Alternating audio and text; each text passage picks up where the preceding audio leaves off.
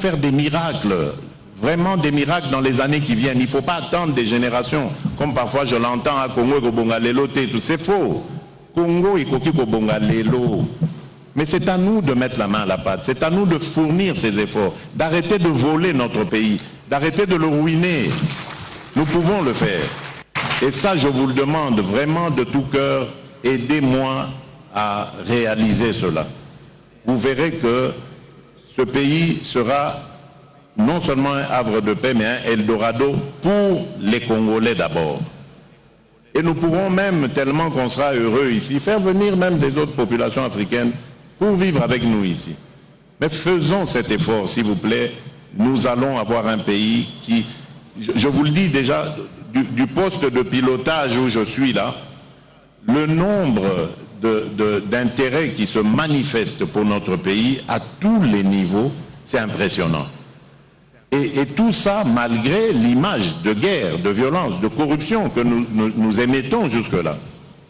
Donc, il nous suffit d'éradiquer cela, mais nous allons commencer à refuser du monde ici, à Njili, à Loano, à Goma, Kisangani et tout ça. Donc, on va refuser du monde. Tellement le pays est brisé et nous avons nous-mêmes aussi intérêt à entrer dans l'histoire du monde, dans la gestion économique de ce monde, parce que nous avons du répondant. Nous sommes détenteurs dans notre sous-sol de près de ou plus de 60% des minerais stratégiques, ceux qui vont faire l'économie de demain, se trouvent ici au Congo. Mais si nous sommes distraits, vous savez ce qui risque de nous arriver? Mais on va nous faire une guerre ici, comme en Irak, comme en Afghanistan.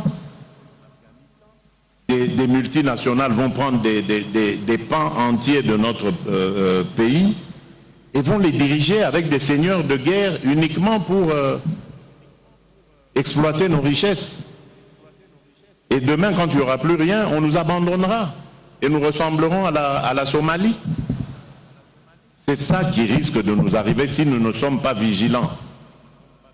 Notre pays est très riche, mais nous devons être d'abord, nous, les propriétaires de ce pays, et dire ce que nous voulons. Nous ne fermons les portes à personne, mais nous voulons que ceux qui vont venir ici tiennent compte aussi de nos desiderata. Ils vont se développer, mais nous, d'abord. Nous allons développer le pays grâce à nos ressources et nous allons faire la joie de ces investisseurs qui pourront aussi à leur tour se retrouver. Mais tout ça demande de la concentration, du sérieux. Si nous ne faisons pas attention, comme je vous l'ai dit, on va nous diviser, on va nous séparer pour notre propre malheur. Et nous n'aurons que nos yeux pour pleurer. Et moi, ça ne m'a jamais traversé l'esprit comme scénario. Donc je ne suis pas prêt, c'est pour vous montrer la détermination que j'ai, je ne suis pas prêt à vivre un tel scénario. Je veux conduire mon pays de telle sorte que demain, après-demain, dans 100 ans, dans 1000 ans, tout le temps que ce pays, que ce monde sera monde, que le Congo reste uni, que les Congolaises et les Congolais vivent heureux dans leur pays, heureux et libres. Et ça, c'est possible, ça dépend que de nous. Parce que lorsqu'on vient déstabiliser un pays, on ne le fait pas directement de l'extérieur. On le fait grâce à des répondants que l'on trouve à l'intérieur. Et si nous ne faisons pas attention, nous restons distraits, moi j'appelle ça de la distraction, alors à ce moment-là, oui, on nous déstabilisera. Mais battons-nous parce qu'il n'est pas question qu'on vive cela. Je sais que vous aimez chacune et chacun d'entre vous là où il est, ce pays. Vous y êtes attachés comme moi et je sais que je peux attendre de vous la même détermination pour garder ce pays uni et le développer pour le bonheur de nos populations. Voilà, mesdames et messieurs, je crois que j'ai fait le tour de la question. Je ne sais pas ce qui est prévu après mon allocution, à part le fait qu'il y a un repas et peut-être une belle musique pour agrémenter celui-ci. Mais je ne sais pas si, comme la fois passée, il y avait des personnes représentant des groupes qui seraient désignés pour parler.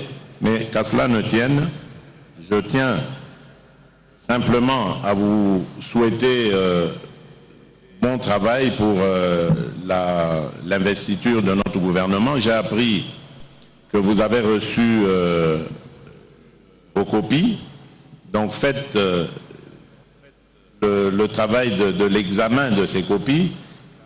Et je vous félicite parce que j'ai entendu que lorsque le Premier ministre vous a reçu caucus par caucus, vous avez été très virulent dans vos analyses et c'est ça que j'attends de vous. Il faut ne ménager personne.